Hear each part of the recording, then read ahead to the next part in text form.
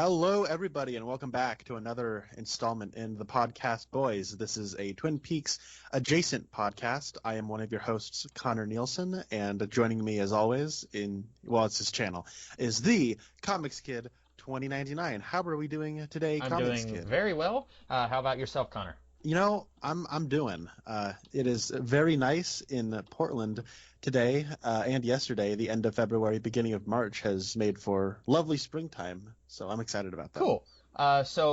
Like you said, we do a podcast where we talk about movies and TV shows with alumni from the television series Twin Peaks, and I chose a little bit of an unorthodox choice, the Unaired Pilot from the 2002 TV series Birds of Prey. This pilot is about 95% identical to the pilot episode that actually did air. The only difference is that Sherilyn Fenn plays Harley Quinn in this episode, whereas Mia Sara plays her in the pilot. And so all of the scenes in this pilot that Connor and I just watched is the same unless Sherilyn Fenn was in the scene. So they only reshot scenes with Harley Quinn. So there were 3 scenes in this pilot that they would have refilmed with Mia Sara. But the 2 Twin Peaks connections here to Sherilyn Fenn, and then Ian Abercrombie was in 1 episode of Twin Peaks, the original series, and he plays Alfred here. But the plot is you've got Oracle, formerly Batman's sidekick Batgirl, and Batman and Catwoman's daughter, Huntress. They are a crime-fighting duo. She's the man at the computer, and then the other one, she's out there kicking butt. And then they take in a young girl named Dinah, who has some kind of telepathic vision powers. And then they foil a crime, which we find out at the end of the episode Harley Quinn was behind this thing. And so Harley Quinn is going to kind of be the big villain of this season, or the whole series, since this only lasted 1 season. And I had seen this whole series before. I had never seen this pilot except for, I hadn't seen this version, but I had seen the other pilot episode. But Connor, you had never seen this series before, right? I had not. And I hesitate to ask, but what did you think of it? Well, I don't know. It's one of those things where I had heard of this show before. I think I may have seen an advertisement for it when I was younger. I think this might have aired when I was 7 years old. But I thought it was more interesting as like a time capsule, because not only do we get like Ian Abercrombie as Alfred and Sherilyn Fenn as Harley Quinn, but we also have pre-Breaking Bad Aaron Paul as a quick bit character named Jerry. That made me freak out when I saw him. Yes, because for anyone who's listening, we did a thing where we were sharing. I have the Birds of Prey TV series on DVD. I think I bought it for like $3, and so that is the only place I'm aware of where you can watch this version of the pilot. So we did a thing on Skype where I could hear Connor and he could hear me. And when Aaron Paul showed up, I hear Connor say, "Whoa!" And I was cracking up at that. I thought that was great. But then there's also that guy from Criminal Minds. Shamar Moore? Is that his name? Yeah. Yeah. Okay. I thought it was that because I thought it was Shameik Moore, but I'm like, no. Shameik Moore is the voice of Miles Morales from Into the Spider-Verse. I know it's not that, but it's. I know his last name is Moore, and I was trying to remember what his character from Criminal Minds was, but I couldn't remember. But yeah, it's Shamar Moore. It's pre-Criminal Minds Shamar Moore and pre-Breaking Bad Aaron Paul on top of who's already in this. So that was just kind of interesting, and this was on the WB before it was the CW, right? Okay. And so it was sort of interesting seeing kind of like a second tier network production and all that kind of stuff. And it's like, it's kind of crazy to know like the 90s were over and it's like Harley Quinn was like popular enough of a character on the Batman animated series that she was a character in the comics. And then now she's in a live action thing. Like that's kind of cool.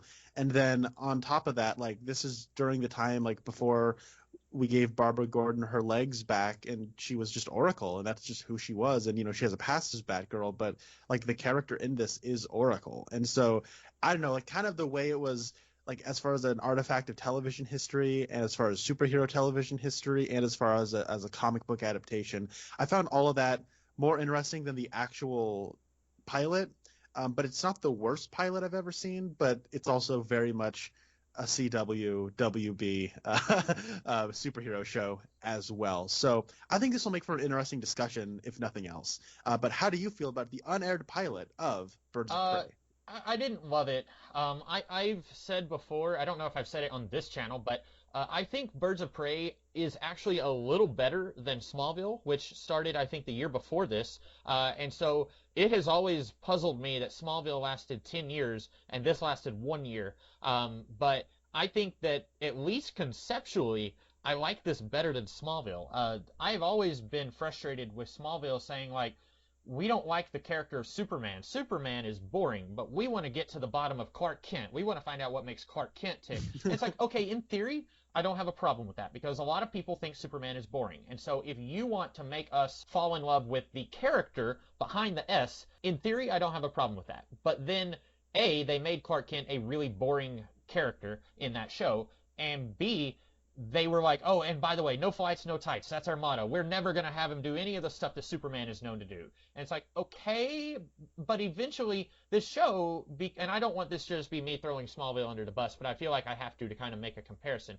Eventually, Smallville becomes a Superman show. He moves out of Smallville. He moves to Metropolis. He joins the Daily Planet with Lois. He's a crime fighter called the Red Blue Blur and wears like a Matrix-style, like black trench coat, and like he calls himself the Red Blue Blur, then he's wearing a black trench coat, and I guess he's just the Blur at that point.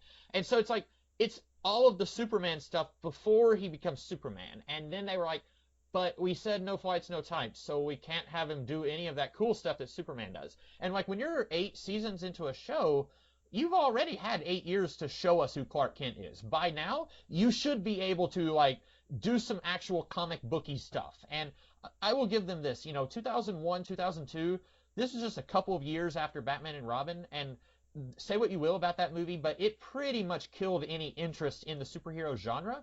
But also early 2000s was like when special effects were just getting good enough that we were starting to get a glut of superhero movies. And so like you had the Eric Bana Hulk movie, you had the Ben Affleck Daredevil movie, and then you had good superhero movies. And then you had in TV, it's like, well, this is starting to be a thing, but also we've learned our lessons. Batman and Robin was colorful, and I feel like that's their takeaway from this. It's like, we can't be colorful, so we can't have characters wearing costumes and wearing masks, so Smallville is the result.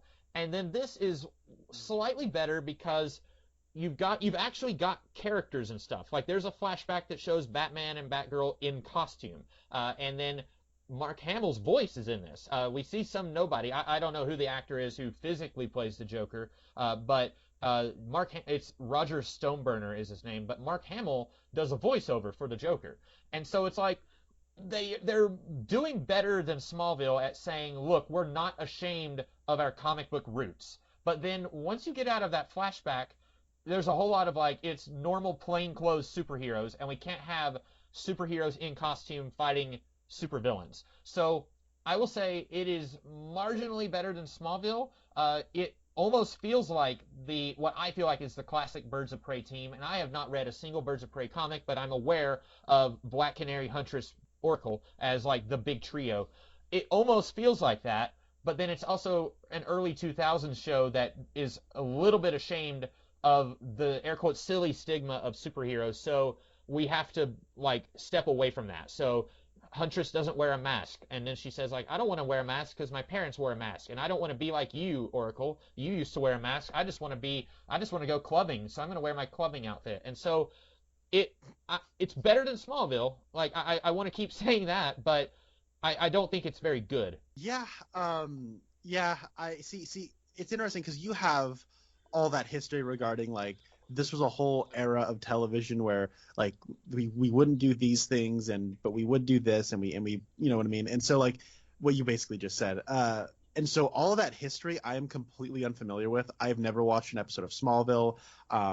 A lot of television I've just not seen. I think like I've seen like Twin Peaks and I've seen like The Twilight Zone, and I've been watching through Sex and the City, and I've watched Breaking Bad, but like I don't watch a lot of TV, so a lot of like television tropes are things that I just don't really pick up on. I remember when Raska was watching through Twin Peaks, he hated the Billy Zane character because that was a television trope he hates that the CW like Arrowverse shows did, where you would just introduce a character to be like the romantic rival, to like have a character be interested in them to distract them from their other potential love interest, so that you can just kind of drag it out. And I'm like, oh, I didn't realize that was a thing because I don't really watch television. And so you talking about how, well, Batman and Robin is colorful, so don't make it colorful, and also the Matrix and was popular, so you can have like the black leather and like kind of the slow-mo and the kind of darker color palette and whatnot.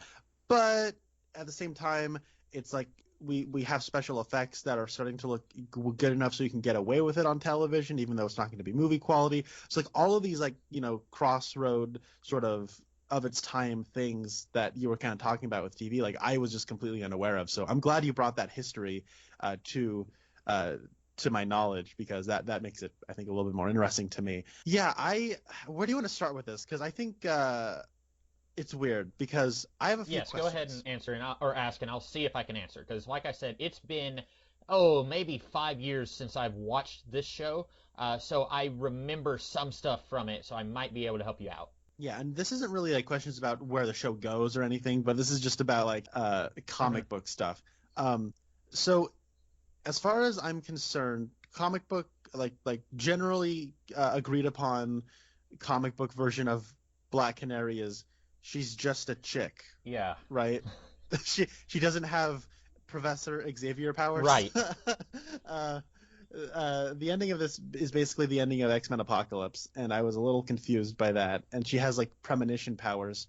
And as far as I'm concerned, generally agreed upon Black Canary, or sorry, Huntress, is she has like a crossbow, right? And she rides a motorcycle. Okay. They gave her like Vixen powers? I was gonna say parkour powers, but sure. She jumps up, and, like it's parkour, but they're so you have landed on some excellent questions. Let me see if I can. The Black Canary in the comics originally was just a non-powered. Well, in the 40s, she was actually like a cat burglar type who appeared in the Johnny Thunder comic, and then they said, people like Black Canary more than Johnny Thunder, so let's just get rid of him, and now this is the Black Canary comic. And then she was just like a non-powered vigilante type. And then by the time you get into like eventually, so she lived on Earth 2 with the Justice Society, and then in the 60s they started doing the Earth 1, Earth 2 crossovers every year, and then eventually they brought her over to Earth 1, and that's where she started having a thing with Green Arrow. And then eventually there was this way complicated story where it's revealed that Black Canary actually had a daughter, because the original Black Canary would have been a World War II veteran. And then they were saying that she was dating Green Arrow, and it's like, wait a minute, that doesn't work, because now we're in the 1970s, so she would be a good 30 years older than Green Arrow. So we have this very complicated story where Black Canary's daughter actually had memories from her mom and thought that she was her mom, but it's actually Black Canary Jr., and Black Canary Jr. has sonic scream powers. And that's like the big, like, I mean, thank goodness we've had like 100 crises at DC, so that's all been like streamlined quite a bit. But usually it's sonic scream powers, basically. But other than that, she's just a lady who kicks butt. And then here we have a girl who has like telepathy, sort of.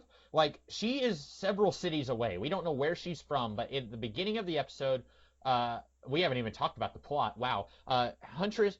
We'll get there. Helena Wayne is out with her mom, Selena Kyle. And by the way, I don't know if you could hear me like almost dying trying to suppress laughter, but when Barbara is watching the news while she was in the shower, I was like, there's 1,000 things here I could laugh at. But so Helena Wayne is out walking with her mom, and her mom gets stabbed by someone. We do find out who that is eventually.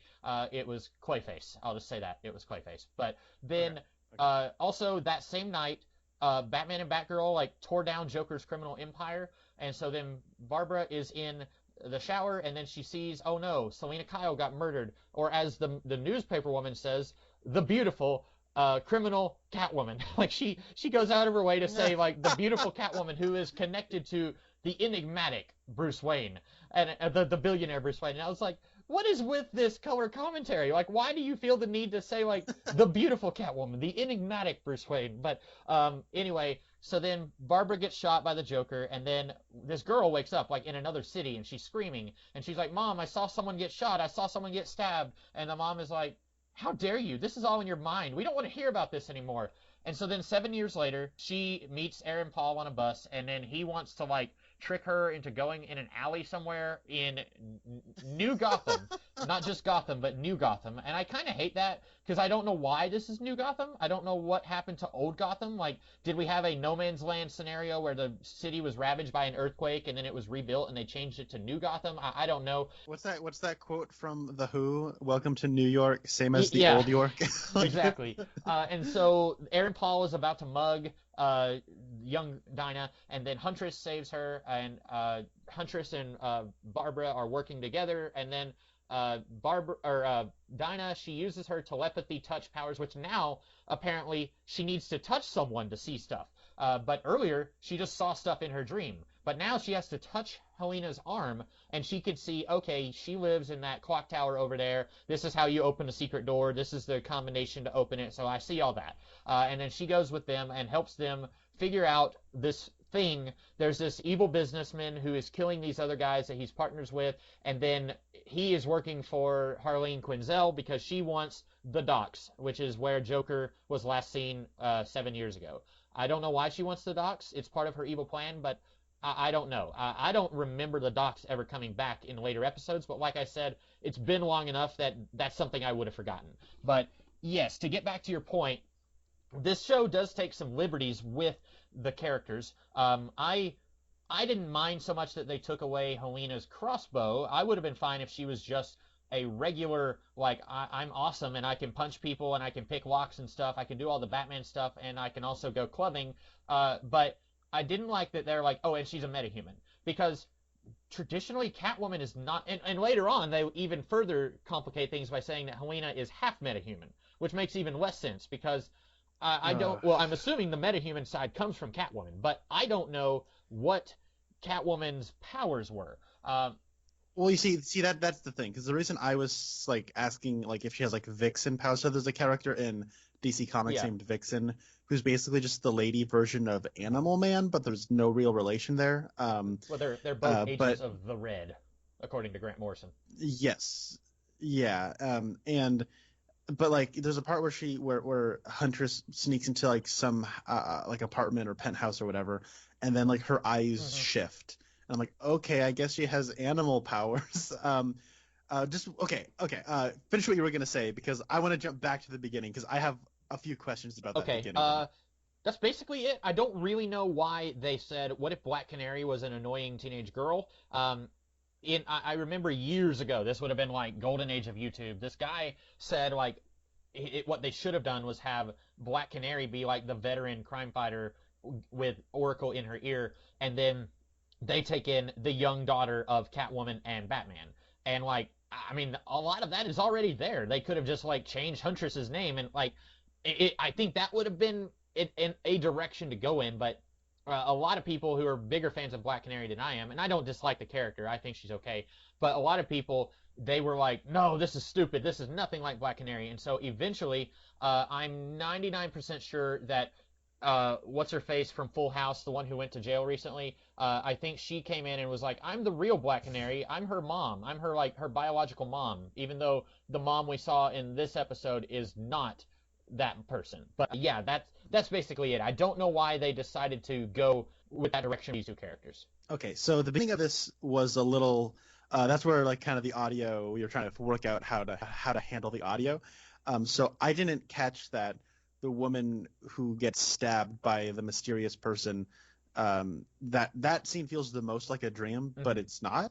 Or it is, because little blondie says that she saw it in her dream. So okay, so I'll say that's a dream, whatever. I didn't get that was Selena who got stabbed, and I also didn't understand that Selena is the mom of Huntress. Now correct me if I'm wrong, but generally, like, okay, so Huntress is another one of those characters who has like multiple Earth origins, right? Because in like Earth 2 continuity, she's the daughter of Bruce Wayne and Selena Kyle, right? but then in Earth 1 or Earth 0 or whatever, generally considered like prime continuity or whatever, it's like, isn't it Helena like Bertinelli or something, like some Italian mobster is like her family lineage? Okay, so this is doing the Earth 2 origin, but with the Oracle Batgirl. So Huntress is the daughter of Batman in this. Okay. Yeah, and gotcha. I was okay with that. No, that's fine. It's just interesting that Batman's a deadbeat dad in this continuity. Yeah, and this is kind of, you were around when The Dark Knight Rises came out. I've been toying around with doing a video about superheroes who retire and then how people handle that, because like Luke Skywalker like walks away from the universe and everyone throws a crybaby fit about that. Like, that's not what Luke Skywalker would do. And Dark Knight Rises, the love of his life dies and then he quits and everyone hates it. And like in this, like Catwoman gets stabbed and then Batman like runs away. We don't know where Batman is. And so I don't know much about this world's version of Batman. Yeah, so okay, then I have a few questions. So you're saying that, okay, so in the dream, Barbara finds the dead body of Selina, right? No, I think what you're calling a dream, I think, was just stuff that Dinah saw it as a dream, but it was stuff that was actually happening in flashback. And so Helena, we open with Helena. She is like with her mom and they're walking down the sidewalk somewhere, or I mean, we don't see that part, but like they're right there on the sidewalk and Helena's like, no, mom, my mom is dead. And so that was Helena in like circa, kind of like how Gotti does, like, here's a 40-year-old man playing a 16-year-old. Like, they have a woman in her 30s playing a teenager here, and like, let's braid her hair, and so she looks a little younger. Okay, for whatever reason, I thought that was Oracle. So I'm sorry, this is probably frustrating for people who actually were like watching it and perfectly understood it, because it's probably extremely straightforward and I'm just not understanding it. So Helena and Catwoman are walking down the street, and then Clayface stabs Catwoman, and a little girl's like, "My mom!" I think the reason I thought it was Batgirl was because it looked like a fully grown woman. But then a bunch of people are just standing there while a person has the knife out and then drops the knife dramatically into a puddle, and then everyone just stands around. Like, that's what happens? Oh, okay. Okay, sure. And people seem to know who Selina Kyle is in this universe because, like, the reports are saying that she's tied to the enigmatic Bruce Wayne. And, so much so that they have a daughter. So, okay, that's weird. I imagine if, like, Tom Cruise's wife got stabbed in public, people would like swarm the person, but whatever. Anyways, so that same night, on completely unrelated, like, Batman and Batgirl find the Joker. So at this time, Batman is not aware that his wife or baby mama is dead. I think that's correct. I think he does not know that Catwoman is dead at this point. Okay, and then that night when they bring the Joker in, that's also the very same night that Batgirl gets shot by the Joker. Yes. This all happened on the same night. That's insane. Well, and later, Barbara, pretty much unprompted, says, "Dinah, I want to tell you my tragic backstory. I was with the most courageous man I ever knew, and then, like, the Joker wanted to drive Batman insane, so he shot me. The Joker shot me. And then Batman left a few months later, and I'm like, I guess I could see, like, Joker's like, I want revenge because they took away my criminal empire. And, like, unfortunately, like, what little budget this show has goes to pretty laughable CGI, like shots of the city where it's like, this looks like a 1995 Windows PC video game. But like, how does Joker know that Barbara is Batgirl? Because he says in the flashback, knock, knock, who's there? It's Batgirl. And then, like, as we pan over her body and there's like a pool of blood, we see, oh, there's her bat buckle, like her belt buckle with the Batman logo. And there's her mask just right there on the floor. And she, like, goes to answer the door, and it's some guy, like, she thought it was Helena. Because she saw on the news that this is so unorganized, us talking about this, but it's really difficult to talk about it because there's a lot going on. I guess my question is, how does Joker know that Barbara is Batgirl? Because this is a thing that happened in Batman the Killing Joke, but there, Joker did not know that Batgirl was Barbara Gordon. All he was doing was trying to drive Jim Gordon insane, so he shot the closest person to Jim Gordon. That's not happening here. Joker somehow knows that she's Batgirl.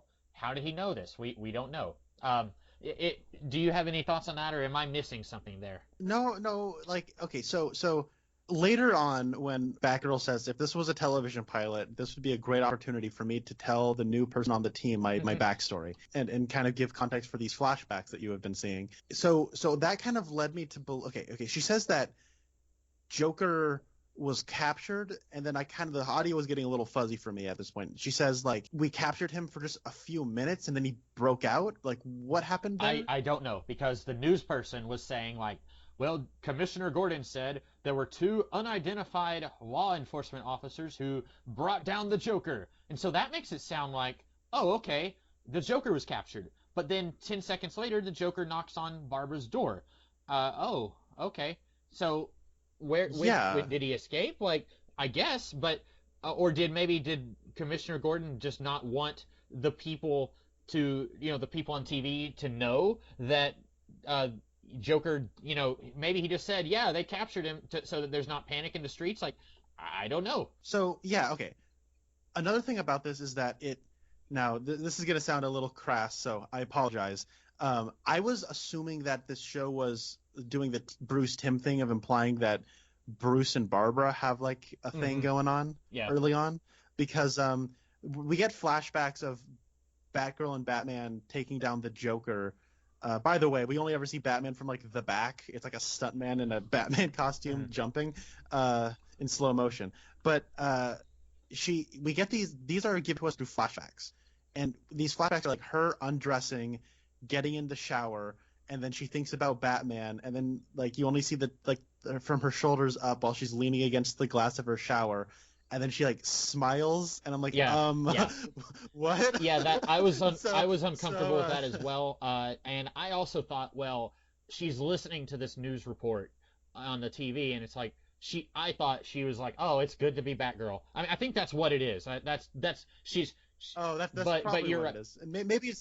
Maybe my mind went there because my mind's always in the gutter, but also because this looks like it would be a production that the Burt Reynolds character from Boogie Nights would put on. Maybe it kind of has that general cheapness and look to it. But I don't know. That was like it seems like Barbara's having a good time thinking about Batman in the shower, but it's I don't know. It was just sort of like weird because it's weird then that this is all happening on the same night because she's thinking about something that just happened. Like, you know what I mean? Like, I don't know. That's kind of weird. Anyways, now that we're done talking about the first 5 minutes of the episode. Well, really, there's not a whole lot to talk about after that, but maybe we'll find something to say. To go back to the first 5 minutes, it's funny that Batman is only ever, like, seen in slow-mo from the back as he's, like, jumping. That's kind of funny. I will say a lot of the costumes don't look bad, but the way the production generally is, like I said, there's, like, a sort of a cheapness to it. And that's fine. It's 2002, kind of second-string network television. It looks like pretty good cosplay. I think their Batgirl costume looks all right for what it is. The Joker looks kind of like a really good cosplay, but not quite like an authentic Joker. I will say, though, that it is legitimately strange hearing Mark Hamill's voice for an animated Joker coming out of a live-action person. That was weird. Well, to that point about costumes, a lot of these were costumes from other things. So that Batgirl costume is a repainted costume from Batman and Robin. Oh. And then as I understand it, the Batman costume is from Batman and Robin, but the cowl is from Batman Forever. I read some trivia before we recorded, and they painted it over. Like, it's the Batman and Robin costume is blue, so they wanted it black.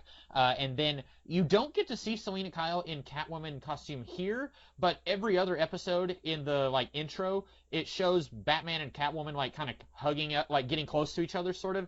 And it's a Catwoman costume that looks similar to Batman Returns. So they're just, like, pulling stuff from all over the place. Like, it's a little bit of every version of Batman that you're familiar with. Like we were saying, you've got the Earth 2 Huntress's origin, but the Earth 1 Huntress's personality, and then you've got a Dinah Lance from nowhere, and then you've got Batman Returns. There's a shot of Arkham Asylum where we were watching it, and I wanted to say Batman Forever because it's the sign, the plaque that says Arkham Asylum, and it's like that is from Batman Forever. Like they just took that shot, even the lighting and the lightning and everything. So I hate to say it, all the best parts of this are from movies and stuff that had already, like the costumes anyway, are from movies that had the budget to do costumes. Yeah, I'm glad you brought that up because that was the detail. Well, I'm glad you brought up that stuff about the costumes. That's enlightening, because I think like the Batgirl costume compared to say the Huntress costume is like night and day. It's like, and that is probably why, because the Batgirl costume was made for a multi-million-dollar blockbuster wannabe blockbuster movie. But yeah, when that Arkham Asylum, the shot of the plaque that says Arkham Asylum pops up, I'm like, the grain structure and like color timing is completely different than in the rest of the episode. That is clearly just stock footage from Batman Forever that has been repurposed into an establishing shot for this. So let's talk about Black Canary. So she has Professor Xavier powers, but she uses them in a way that would be good for like a crime series, on like a network television, and so it reminds me a lot actually of that of an episode of It's Always Sunny in Philadelphia called Mac and Charlie Write a Movie. And they're writing a movie about Dolph Lundgren, who is a scientist who can smell crime before it happens. And that's what this reminded me of, because it's like she has dreams about people she hasn't met yet, and then when she touches people, like it's like she touches a man who is dying, and then she sort of gets some kind of a Sin City black and white looking like stylish visualization of her like weird mind powers, which I have some questions about later. But anyways, so she meets Aaron Paul, as we said, which was the craziest part of this for me. So I got a question about this Aaron Paul subplot. So she's on the bus. Aaron Paul says, "Hey, what up?" And then he says his name's Jerry. And then when they get off the bus, she says, "Hey, we should hang out. Here's where you should meet me." And he gives her an address. And then later she goes to that address to meet Aaron Paul, and then he turned on like bad guy mode. So he's standing in such a way where like the lighting makes him look scary, and he's acting like a crazy person. And it's like, why? It's like you're acting in such a way to where somebody watching from a distance would, you'd look suspicious. And if I were a lady superhero with parkour powers, I would want to stop you from hurting this young blonde woman. And that's exactly what happens. That was funny to me. Like Aaron Paul just turning on bad guy mode. That was weird. Yeah. And, I guess he makes a habit of going like an hour out of the city and getting on a bus and then finding someone who looks like a tourist going back into the city, and then he says, "Hey, are you going into Gotham? You better be careful. Gotham's a scary place. I can be your friend. Give me your name and phone number and social security number right now, and then I'll be your friend." And then once he meets her in the city, it's like, haha, now I can, like, wouldn't it be just easier for him to just like steal her purse as soon as they make it to New Gotham? Like, why does he have to then meet her later? Is it because once the sun goes down, it's easier to be evil? Like, but yeah, well, he knows a place where the lighting is really dramatic, so it can look really scary. I want to talk about Shamar Moore playing Fox Mulder, the cop who believes in the weird and the supernatural, and how it makes no sense in this world because Batman exists in this world. Clayface exists in this world. And, like, when we see Clayface, I wish I could, I don't know if I can find it. I'm going to look and see if I can find a picture of him and show it to you. But he doesn't look like a human being. He looks like a human being made out of clay. And so, like, this is a world where weird stuff happens. And, like, on the TV, in the flashback, the woman says, Catwoman's been stabbed. This woman is Catwoman. And then, like, Batman was there, but Commissioner Gordon had no comment on that. I can't find pictures of Clayface. Crap. But yeah, so. Oh, hold on. I'm going to send you a picture of Clayface from a really bad fan art. I think you'll laugh at it by looking at it. I like it. Anyway, so. What is it in this world? What is it that people know about? Like, do they know that Batman exists? Because the TV reporter 7 years ago was talking about Batman. And is this because sometimes in the comics, Batman is an urban legend, despite the fact that the police have a bat signal that they turn on every night with Batman's logo. There are people who don't believe that Batman exists. Okay, fine. But like in this world, like they are talking about Batman on the TV, and then 7 years later, Shamar Moore says like, there are weird things that go bump in the night, and I'm going to find out what it is, even though you, my partner, think that I'm crazy. And like that whole conversation, you were talking about like, if this was the pilot episode for a network TV show, this would be a good time for me to explain my backstory. This is a good time for Shamar Moore to explain his character motivation to his partner who he has worked with for years, I assume. Like, the dialogue in this episode, I cannot say how bad it was. I think there was one moment where I unironically laughed. Everything else was just like, oh, like the part, like, I don't know, like everything about Shamar Moore explaining like, I'm Fox Mulder, I believe in the weird even though my coworkers don't, just felt so forced. Like, we need the audience to know about that, even though these characters, like, this is as you know dialogue. You should never, when you're telling a story, you should never do dialogue where you say as you know and then explain something that character knows, because it feels very inorganic, and that's what's going on almost throughout this whole episode, I feel like. You know, it's funny that we were on this topic, because last night I watched a film called The Little Things, which was a new movie starring Denzel Washington and Jared Leto and Rami Malek, a.k.a. Freddie Mercury. And so it was not good. It was a movie that was written in the 1990s, and it's something that I feel like should have been made in the 1990s. And if it was not a movie, it should have been an episode of a 2000s crime show, because it is chock full of dialogue that is like interchangeable with like dialogue in here. Like, there is like a part where Denzel Washington is like going into LA and he's talking with a person. They say, yeah, this is the crime scene we're dealing with, but you already know all about this. And I'm like, then why did you say that? Like, it's so bad. And like, this is the same thing. So I got a question. Is his partner supposed to be Harvey Bullock? I think he calls him, it was like, oh man, I have it right here, McNally. But I mean, that would have been better. That's a character from the comics. Like, he's, I won't say he's fat, but he's a heavier set man. And so like, that would have been kind of cool. You know, and then like in episode 3 or 4, you know, Bullock can be like, hey, I know that look.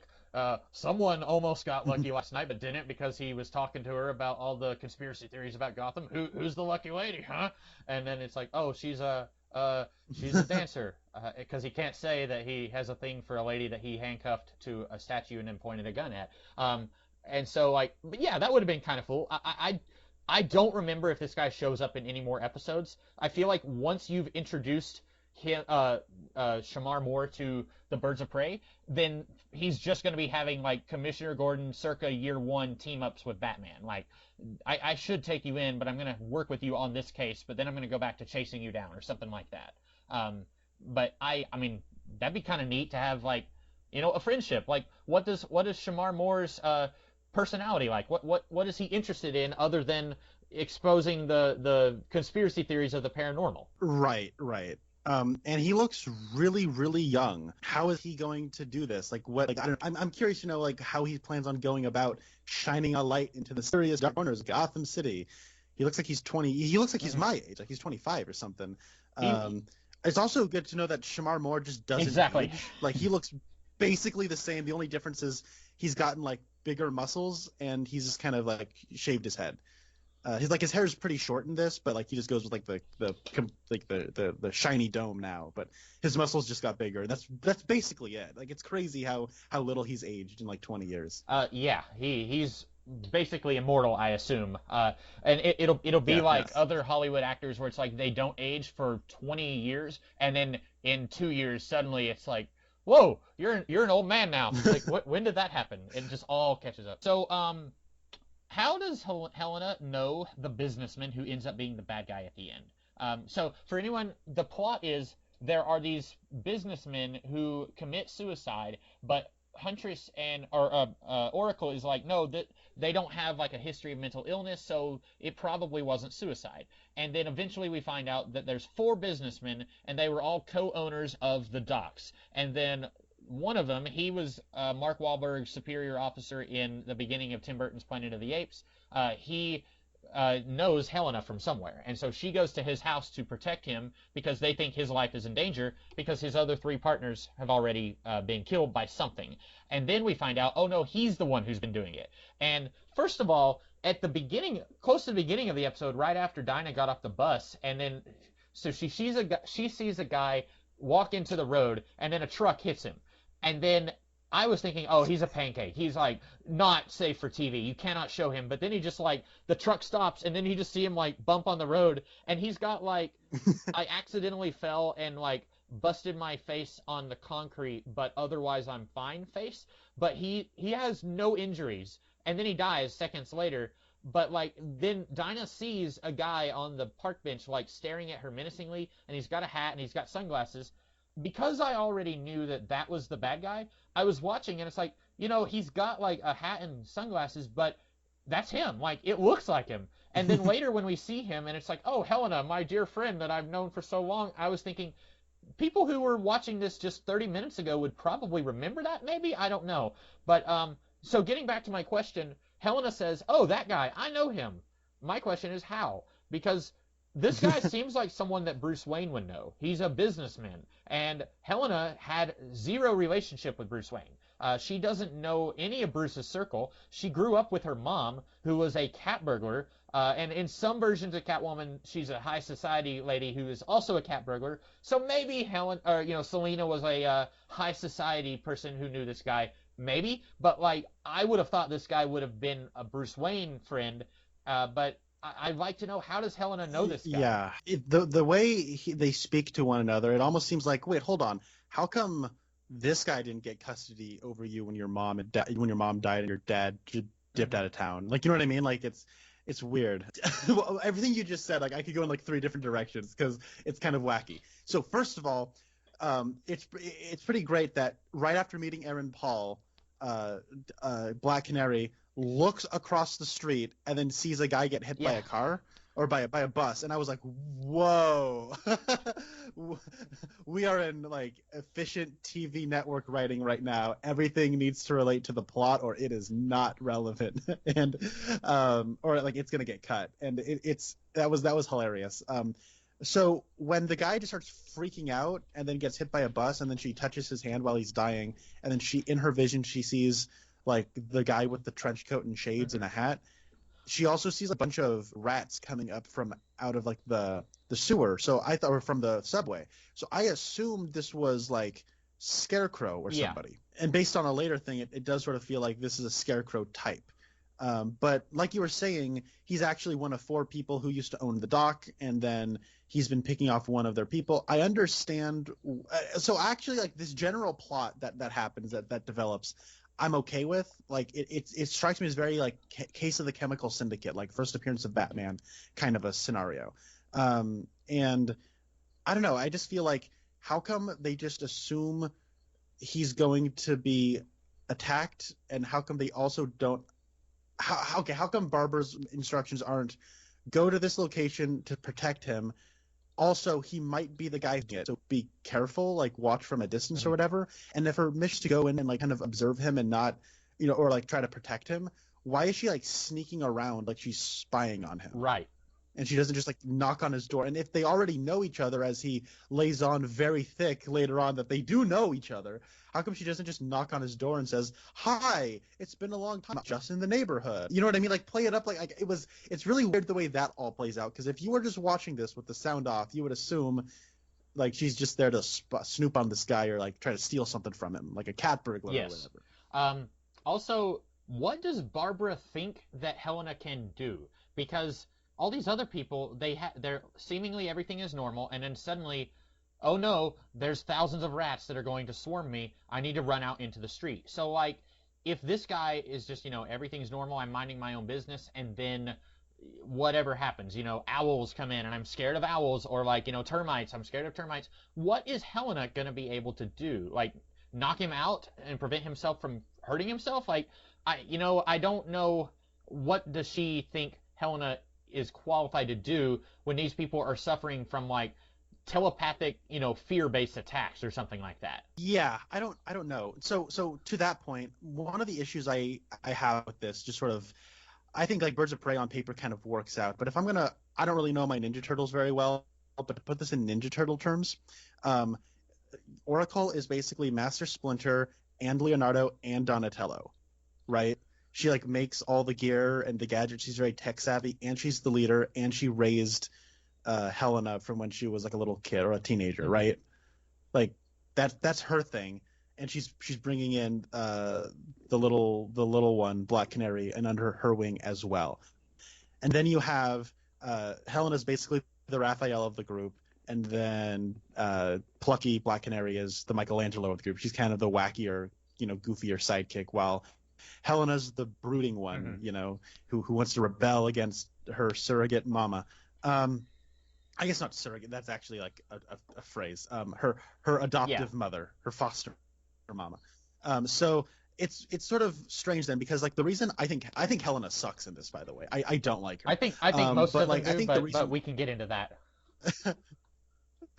I think the reason she sucks the most is because like the way we're trying to establish the relationship between Black Canary, between Huntress and Oracle, is that we're trying to like they're doing the Leonardo Raphael sort of, I'm the leader, I'm the one who wants to rebel against you, but we're related and we're family and we love each other, but it's kind of more of a tough love kind of a thing going on. They're wanting to do that.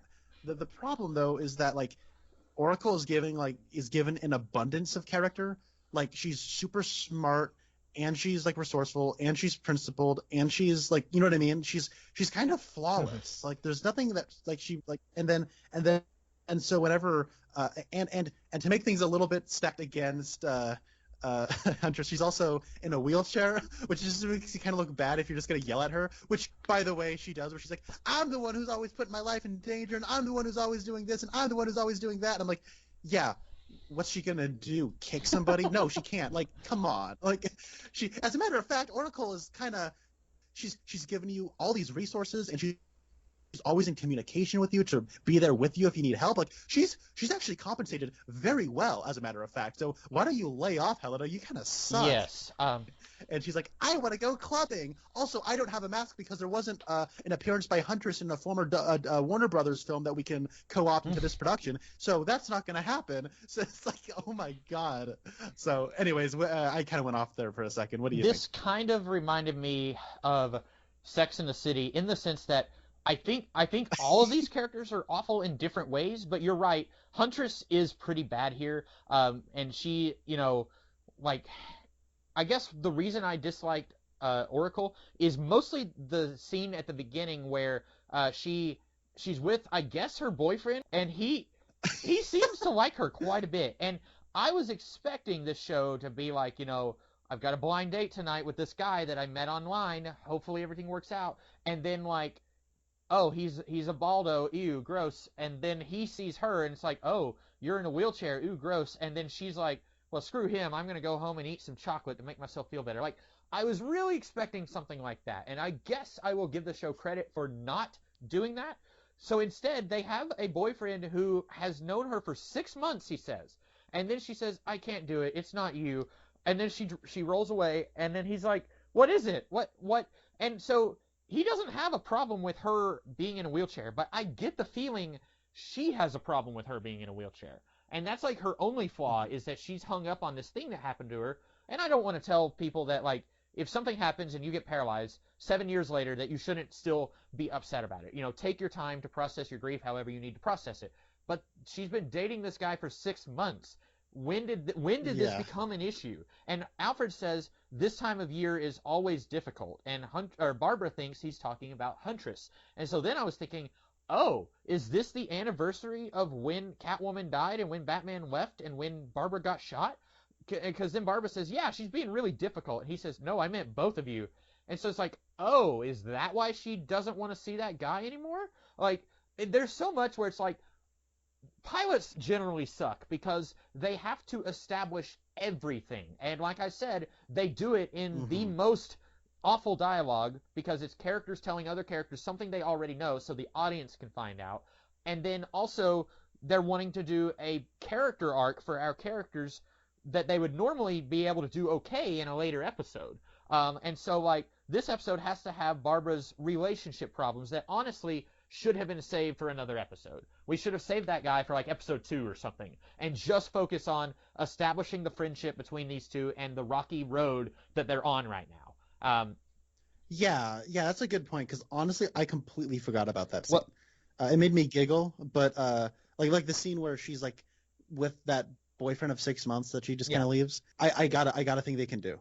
There's a stack of mail, okay, and then on top of the stack of mail, it says like Darren or somebody, right? Some guy name, and then Barbara looks at it and goes, then like put it aside. And then the second episode, you have a scene where she's got relationship issues with Darren. I don't know if Darren is the name of the guy. I'm just coming up with some dude's name or something, but I don't know. That's how I think they should have done it. Yeah. And I think there's a way that you could have conflict between Huntress and Barbara, because Huntress kind of seems resentful that Barbara only wants Huntress to go out and fight crime. And she says, that's something you and Batman did. I want to have a life outside of that.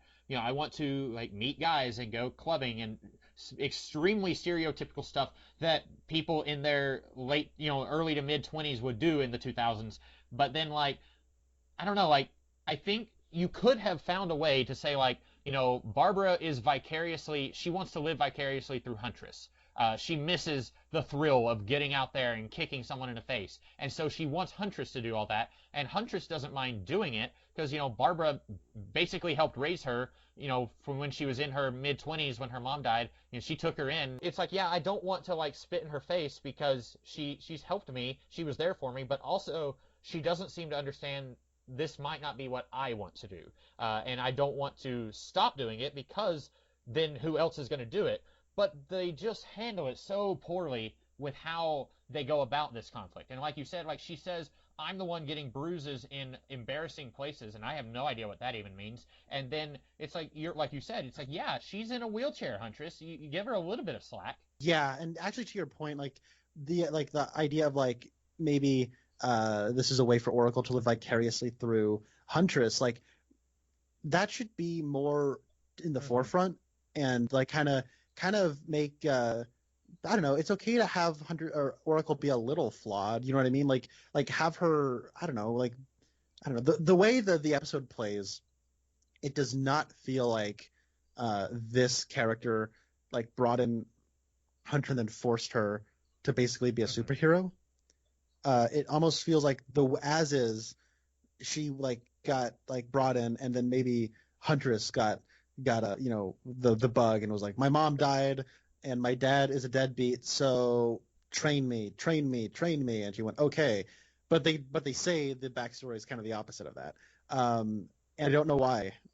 It's just, I don't know, it's the way these actors play their roles, that's the way it kind of strikes me as. And furthermore, you are a grown adult, you don't have to hang with her anymore, you know what I mean, you don't have, she's I don't want to do this, yeah, go away, I'm the one who's getting bruises and embarrassed. I just want to go clubbing. Okay. Is anybody forcing her to be Huntress? I don't know. And I think that the whole there's another part where I was kind of frustrated with Barbara, because Barbara is where are you? Why aren't you talking to me? Oh, you've taken off your earrings that we can talk to each other from. That's so typical of you. And then we see that Huntress is in counseling, and then we later find out she apparently destroyed a hydrant somehow while she was chasing a bad guy, and so Huntress is resentful that she's in counseling, and then apparently Barbara is resentful that Huntress is in counseling, but I would think Barbara, that should be the one time where it would be okay for her to take off her earrings. So if they had just had a conversation, like you said, in theory Huntress is an adult, no one is forcing her to do this. If Huntress said you never give me 10 seconds to just find, go out and have fun, or go read a book, or do something where you're not constantly yelling in my ear that I have to go and stop a mugger, something like that. If you could have had a conversation about that, that would have been great. But like you said, the episode, other than the relationship stuff with the guy and the comlink scene during the therapy, I feel like the episode is leaning to being in Oracle's side, but I feel like they could have done a better job of they both have a valid point. Yes, and maybe don't be afraid to make Oracle a little bit more Yeah. manipulative. Like maybe she shows up and she's like, "Hey, I'm the one who raised you, and the least you could do for me is help me out on this one Hmm. case, like do something like that, something that's like kind of manipulative that like a parent would actually maybe do." Um, but yeah, so you don't like Black Canary? Lay that one on me. Let's get I into just Black found her to Canary. be annoying. Not nothing too deep there. I think that like she comes here and she's like, oh, you don't want like she comes and says she wants to live with them. She wants to join them. It's like, girl, they don't know you. They don't have any reason to take you in other than you trying to like guilt trip them and saying like, well, I have nowhere else to go. Yes, you do. You ran away from home.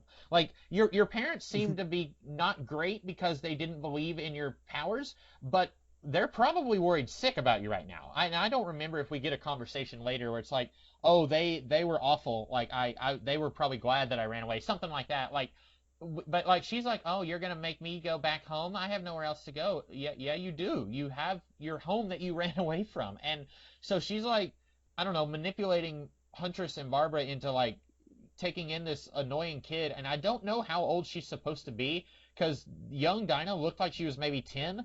And so then Barbara says, as long as you go to school and train, you can stay here. So I was thinking, how old is she? I thought she was like almost out of high school. And I'm sure they got an actress who's like 25 at the time of filming. And so I really don't know, like, okay, how old is she supposed to be in the show? But then she's like, I guess young enough that in this world there is no child services. She can just run away and like live in a clock tower in another city and nobody cares. I guess. I don't get why she's in this episode. I feel like she's supposed to be our POV character, but a lot of the scenes that flesh out the relationships, the pre-existing relationships and the world are scenes that Yeah. she's not in. So I was just kind of confused why they sort of have it sort of framed around she runs away from home and shows up in New Gotham City. That was kind of strange to me. Also, let's talk about the ending. So I'm just gonna call him Scarecrow. It's Right. not Scarecrow. And we still need to talk about our Twin Peaks connection. but the ending of the episode, um, Helena goes to, which is Huntress. Helena goes to some guy's house, and he's like, "Oh, we're friends. I knew your father. We're friends. Here you go. Have some tea. By the way, did I mention that I've known you your whole life and that we're friends?" So, for whatever reason, he's suspicious of Yeah. her because she's wearing a clubbing outfit, and he lays on very thick that he knows who she is. Does he know? Did he know who her dad was? Did he know that Bruce Wayne was Batman? And he's suspicious. I don't know. But anyways, he drugs her, but it's like weird, like scarecrow Hmm. drugs that like makes her susceptible to like suggestion and hypnosis or whatever. And he pulls out a Rambo knife and then gives it to her. And then he's like trying to like have her slowly stab herself in the chest until she dies, I guess. Why? I have no Yeah. idea.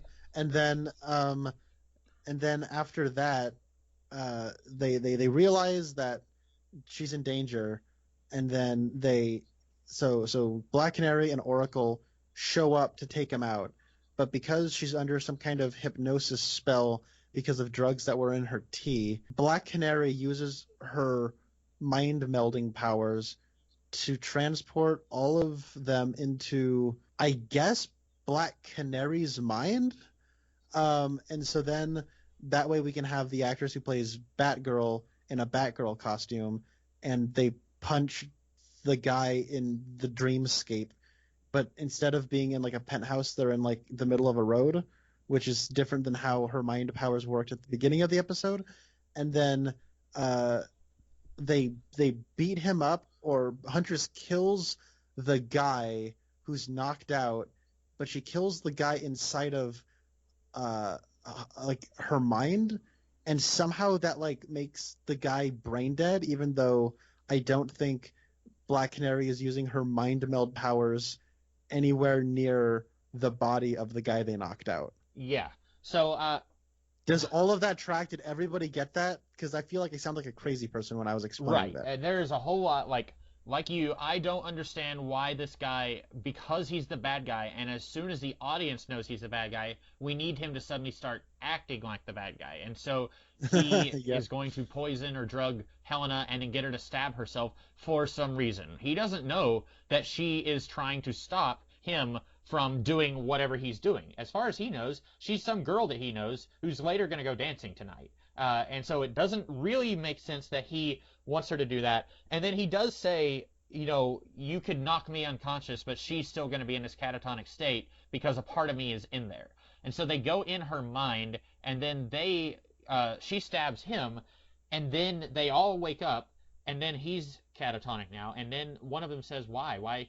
And Barbara says, well, he mentioned that if he died in your mind, and I was like, no, he didn't. He didn't say anything about him dying in your mind. He mentioned that a part of him was in there no matter what they did to him out here. But they need a way to tie it all up. So it's like, okay, now he's catatonic because his mind has been killed in the mind realm or whatever. Okay. Well, that's kind of cool that he developed Freddy Krueger powers. Yeah, exactly. And wasn't, I could use that to, if I'm a businessman, I could suddenly if I'm inside her mind with herbal tea, then I could find insider trading. I could become filthy rich in a week. But no, I'm I'm a pawn working for Harley Quinn because we have to get the docs for some reason. So let's go ahead and talk about our Twin Peaks connection. We have Ian Abercrombie, who's in one scene. I thought he was okay. I mean, he's Alfred. There's not a whole lot there to work with, I don't think. He pours tea. He carries a tray around. I think he's doing the Lord's work, if you ask me. So. And so Sherilyn Fenn is here. What did you think of her as Dr. Harleen Quinzel? I just remembered something I don't like about Huntress again. So but this relates to the scene because it was in the scene with Dr. Quinn that I remembered this issue. The actress who plays Huntress, I don't like very much, because I feel like every line of dialogue ends with her raising her eyebrows, like, what do you think about that? But you didn't think about that. It's like she always has like a retort. And so even when she's talking to her therapist and her therapist is like, this is what I think you should do, she goes, well, you don't know my friends, and then raises her eyebrows or something like that. It's ridiculous. It's the CW school of acting. Anyways, so Dr. Harleen Quinzel, it's cool to see Sherilyn Fenn. I think she's the perfect age to cast. I guess in the CW, as we've talked, everybody is either way too old to be as young as they're supposed to be, or way too young to be as old as they're supposed to be. In the case of Shamar Moore, but I think she's her age is the perfect casting age for that role. I think she's fine. She doesn't have a whole lot to whip until the very end when she gets to act mildly crazy, although it's a little strange. I'd like to know more about, and I guess this would come with subsequent episodes, I'd like to know more about this interpretation of Harley Quinn, because she's not Harley Quinn yet, but she's crazy. And there's there's a little bit of an illusion to where Helena's got one of her snide retorts, and then Dr. Harleen Quinzel says, was that a joke? Yeah. Do you get it? Because Harley Quinn is the Lady Joker. How did you feel about her? It's hard because she's in. So there's 3 scenes with her. There's 2 therapy scenes with Huntress, and then there's a scene at the end where Shamar Moore brought the bad guy to Arkham because we don't know if he's dangerous. He's catatonic. He hasn't moved at all, but he might be dangerous. So we thought we could throw him in a Hannibal Lecter cage and tie him up, and we'll let you deal with him now. And so she's thank you. And then she goes in and roundhouse kicks him because it turns out he was working for her the whole time. First of all, in the second therapy scene, they show her office door and they show her name on it, Dr. Harleen Quinzel. And I think I had already spoiled for you that she plays Harley Quinn, and I probably should. Oh, okay. Did not. I think that would have been a better reveal if they didn't tell us who she was until the final scene where Shamar Moore says, thank you, Dr. Quinzel. And she says, oh, please call me Harley. And then it's what? And that would have, I think, been a better, oh, crap, she's going to be the big bad of the series moment. And they might have done that in the actual pilot. I don't know. It's been just long enough. I don't remember if they did that reveal before they should have, but I felt like that was like, hold your reveal on that. Don't tell us who she is just yet.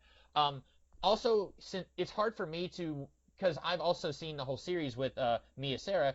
I think Mia Sara did a little bit of a better job with, like, she can play like a serious therapist, but also she can play wide-eyed crazy that they also want her to do. Because there's another episode later on where she's having a conversation with the henchman, and, like, she threatens him somehow, like, after he failed to do something, and it's like, I can believe that she would do that. And we know that Sherilyn Fenn is capable of, like, shrewd manipulation like she did in Twin Peaks. But here, I'm just bored watching her. I don't get a whole lot from her portrayal, because at least I think with a therapist, what you want is somebody who can tell you what needs to happen, but they can also be a friend to you. And, I mean, I've never been to therapy, so I don't know exactly how it works, but it seems good that if you're a patient, that you would have someone that you can trust implicitly, like a friend. And I get the feeling that this is more like a student talking to the principal because they got in trouble. And I don't feel like Sherilyn Fenn is a friend to Huntress. But it's been a long time, but I feel like Mia Sara was a little bit better at being someone you could trust also. And so maybe you did say they played Harley Quinn, but I forgot about that. What I do remember is that you said that this character was like the big bad for the season, and that the role was recast with Mia Sara. And I remember, so the first scene with her, we don't know that she's Harleen Quinzel, right? It's like she's just the therapist, and then the second time Helena goes to see her, then we get the door that says that, right? And so I remember, like, when she shows up, I'm like, oh, hey, check it out, it's Sherilyn Fenn. Okay, time to prep a little bit more and pay a little bit closer attention, because this is the Twin Peaks connection. And then in the second scene, when it has, like, the door that tells you who the doctor is, I thought, oh, she's playing Harley. And, like, I don't necessarily, like, I'm not saying Sherilyn Fenn wouldn't necessarily be a good Harley, but she would, like you said, Sherilyn Fenn has specific strengths, and I think that, like, her physically, she kind of has a cooler, smokier persona about her, and that's not really Harley Quinn, at least as far as, like, I would think somebody would want to go with that character. And like for example, I don't really like the Harley Quinn character in general, but, like, Margot Robbie is who you get to play that role. You know what I mean? Like she has that kind of wacky, manic energy but, like, Mia Sara, like, I actually just watched a movie with her in it like a month ago, and I think just kind of based on how she, like, just even physically acts, and her, like, bigger eyes, her more expressive face would probably be a better Harley Quinn. And I'm not even saying that Mia Sara is necessarily a better actress than Sherilyn Fenn. They just have different personas where, like I said, Sherilyn Fenn, she's not more stoic. She just has a little bit more of, like, a smokier kind of cooler vibe. Yeah. I don't know why they recast her, though. Like, even though, because I'm saying this as someone who saw the whole series and can kind of say, yeah, I think Mia Sara did a little better. And of course, you are looking at it as, like, the strengths of these two actresses, because I saw Legend like 100,000 years ago. I don't remember much about it. I have not seen any of the Ferris Bueller movies, so I don't really know much about Mia Sara's abilities. But, like, I am curious why they filmed an entire pilot and then said, this is the weak link, we need to recast just her. Yeah, why not recast Huntress while you're at it? Yeah, so the question is, I think it might actually have to do with, like, scheduling or something. I don't know, but yeah, it's really funny. There's only one Ferris Bueller movie. That was funny. You're like, I don't know much about the Ferris Bueller movies. I'm like, yeah, you actually don't know very much because there's only one of them. Yeah, sorry. I find that humorous. I like that. But I don't really have a whole lot else to say. I think we got some decent mileage out of this one. You know, you were asking why is Dinah in this episode, and you said she's the POV character. She's kind of like Rogue in the X-Men movie. She's here because the most popular Birds of Prey is Batgirl, or, you know, Oracle, Huntress, and Black Canary. Later on, they had other characters. I like that trio the best, but I don't think she had to be here, since in 2002, I don't think non-comic book readers did not know who the Birds of Prey were at all. So you could have done whatever you wanted. You could have just had this be Oracle and Huntress, and then your POV character could be Shamar Moore, finding out more about this weird world, and then you would have basically four characters who are all having to kind of get to know each other, but three of them definitely. You wouldn't have three characters who are all going through something and then they become friends at the end. You would just have two personalities at conflict, and then you also have Shamar Moore slowly finding out about this. Yes. That maybe that wouldn't have worked. I don't know, but No, I think I like while you're saying that, I'm like piecing it together in my head. I think structurally that would have been a better way to go. I didn't have a whole lot else to say about it either. Usually I ask you when we talk about a TV show if you would bother to keep watching. I have seen this series, and I will say I don't think I'm ever going to watch the show again. I enjoyed this a lot less than I did the last time I watched the show. What did you think? If I was 14, 15, 16, I would have watched the rest of this, mostly because I would have thought the ladies were very attractive. So I would have just, but now 25-year-old Connor, probably not. I think that like when it only had like 6 episodes or 12 episodes, I think 13, and it got canceled like around episode 11, and then it was like, okay, you can finish off. You can get 2 more episodes to kind of wrap everything up. Okay. Yeah, I mean, it's nowhere near the worst thing we've talked about. Like, I would watch this like 5 times before I'd watch Riptide once. I don't know. I think about like, I don't know, Survival of the Dead, and while it was fun to talk about, like, woof, that got rough at times. So I don't know. I'm pretty lukewarm, maybe a little below average on this one. So I don't know. Well, Connor, it is now your turn to choose something Twin Peaks related for us to talk about. So what is your choice for us for next time? So I'm playing with fire on this one, because my memories of this movie are generally positive, but every other piece of information I've had since I was 8 are leading me to believe this will be like going back home and finding out that it was burned down. So this is on HBO Max. I'm doing this similarly to how Chris Mulkey was an actor we had selected that, you know, in the first time around didn't really do anything. He was in like one episode or like one scene of a movie and didn't have very much screen time. So I picked Gotti. Similarly, Frances Bay, speaking of Riptide, was in that one episode of Riptide where she said 5 words and then died. So I'm going to go with a Frances Bay pick, and it's on HBO Max. We're going with the Adam Sandler comedy Happy Gilmore. It's one of his earliest ones. I think it's his second one. I think it goes like Billy Madison, then Happy Gilmore. But this is generally considered one of like the 3 Adam Sandler movies that people will say, hey, you know, sometimes he's good, right? Billy Madison, Happy Gilmore, The Wedding Singer, and all 3 of those were like his first 3 movies, and it's been like 20 years since those movies came out, and so like almost 30 years, and so I don't know, maybe I'll go back and I'll realize Adam Sandler was never in anything good, but I don't know. For right now, I'm going to say Frances Bay plays the character of Grandma, and I know that the reason Happy Gilmore goes into golfing is so he can save his grandma's house. So I think at the very least she will have a little bit more screen time and more of a character than she did in Riptide.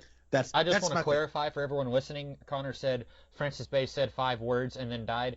He did not mean that Frances Bay was in the middle of filming an episode of Riptide and said, "What have I gotten myself into? Well, dear Lord, please take me now. Get me off this mortal plane so I don't have to finish this episode." He did not say that. The character of Frances Bay was murdered, but the actress was fine for at least a little while longer.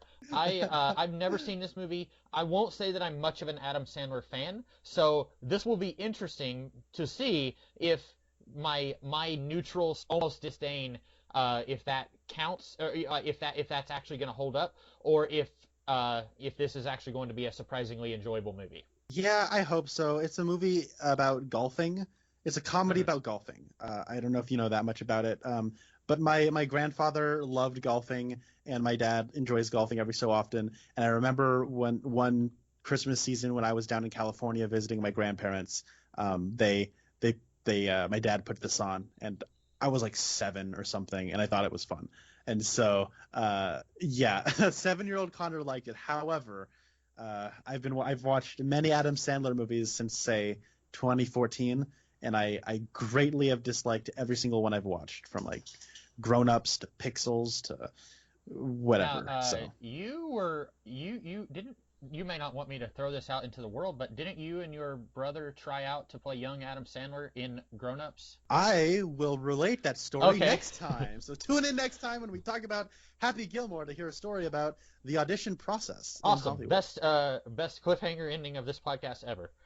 So that's it for this one. We will be back in a couple weeks to talk about Happy Gilmore.